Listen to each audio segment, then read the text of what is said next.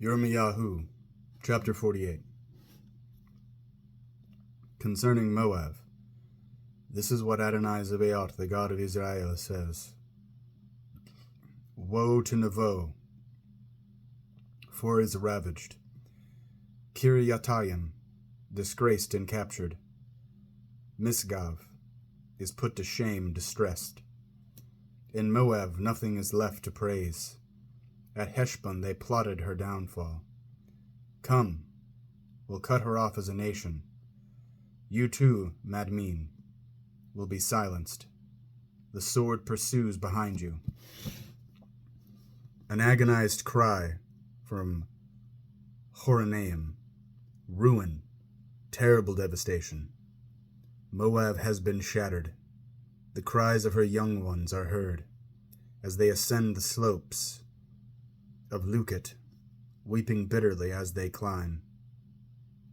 On the road down to Horonaim, shrieks of destruction ring out.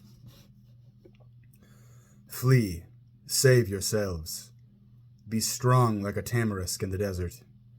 Because you trust in your deeds and your wealth, you too will be captured. Together with his priests and princes, Chemosh will go into exile. A destroyer will descend on every city. No city will escape. The valley too will perish. The plain will be laid waste, as Adonai has said. Give Moab wings so it can fly and get away. Its cities will become ruins, with no one to live in them. A curse on him who does the work of Adonai carelessly. A curse on him who withholds his sword from blood. Moab has lived at ease from his youth. He is wine settled on its dregs, not decanted from jar to jar. He has not gone into exile.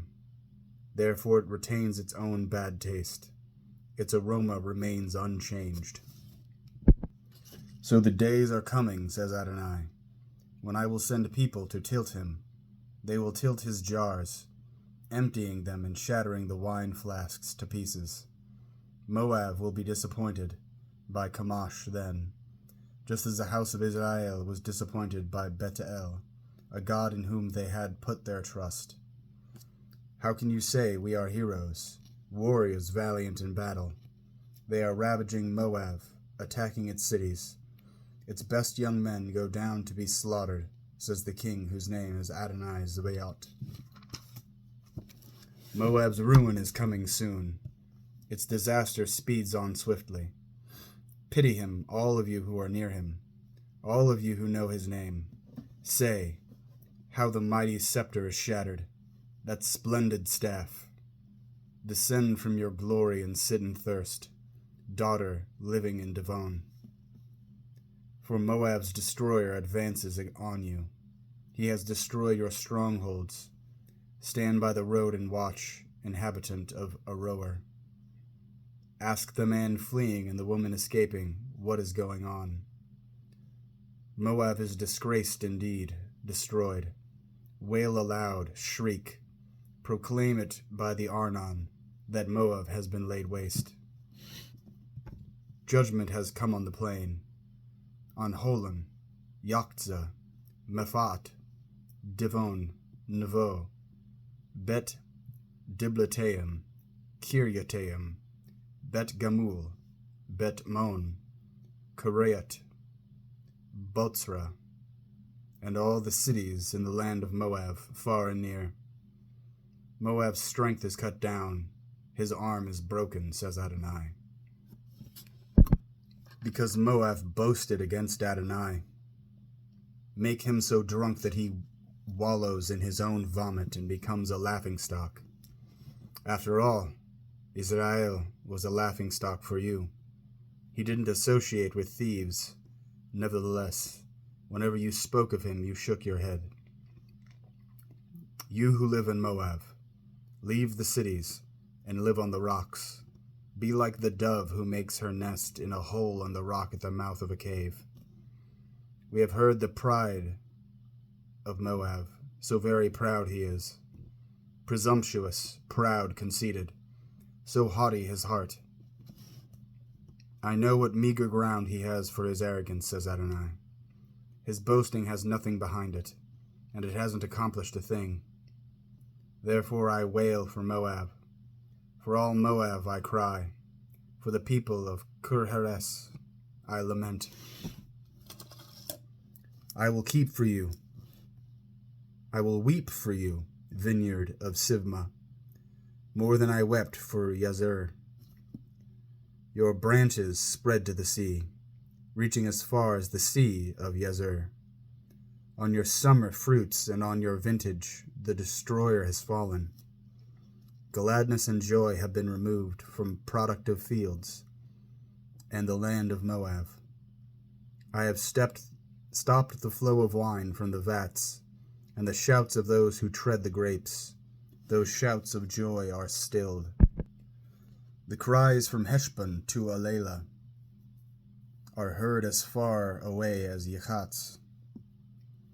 Those from Zoar to Horonaim are heard in Eglat Shlishiah, for even the waters of Nimrim have become a desolate waste. Moreover, says Adonai, in Moab I will put an end to anyone sacrificing on a high place or offering incense to his gods. This is why my heart is moaning for Moab like funeral flutes, why my heart moans for the men of Kir-Heres like funeral flutes. For the wealth they produced has vanished. Every head has been shaved bald. Every beard has been clipped short. Gashes are on every hand.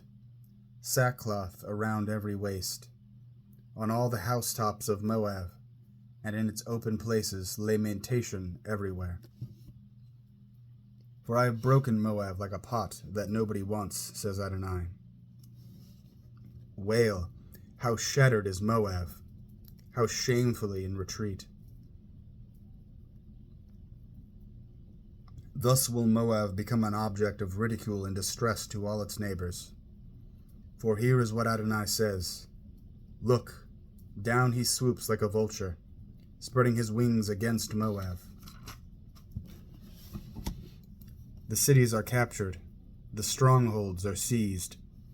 On that day the heart of Moab's warriors will be like the heart of a woman in labor. Moab will be destroyed as a people, because he boasted against Adonai. Terror, pit and trap are upon you, people of Moab, says Adonai. Whoever flees from the terror will fall into the pits, and he who climbs up out of the pit will be caught in the trap. For I will bring on her, on Moab, the year for her punishment, says Adonai. In the shadow of Heshbon, the fugitives stop, exhausted. For fire breaks out from Heshbon, a flame from inside Sikon, consuming the sides and tops of the heads of Moab's noisy boasters. Woe to you, Moab! Chemosh's people are doomed. For your sons have been taken captive, and your daughters led into captivity. Yet I will end Moab's exile, and the Acharit Hayamim, says Adonai. This is the judgment on Moab.